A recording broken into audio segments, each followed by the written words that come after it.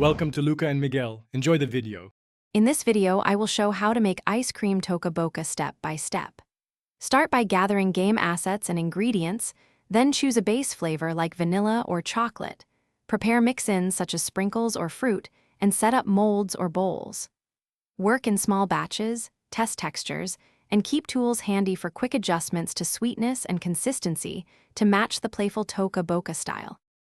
Whisk cream, milk, and sugar together until smooth, then add vanilla or other extracts for flavor. If you prefer a custard base, heat with egg yolks until it thickens, then cool fully in an ice bath.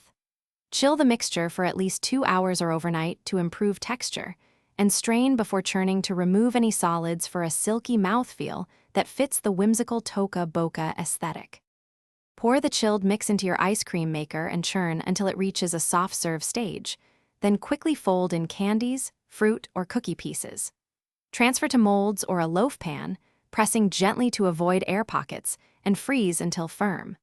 Finish with colorful toppings, edible glitter, or character-themed decorations to emulate Toca Boca charm, and serve in cute bowls to complete the playful presentation.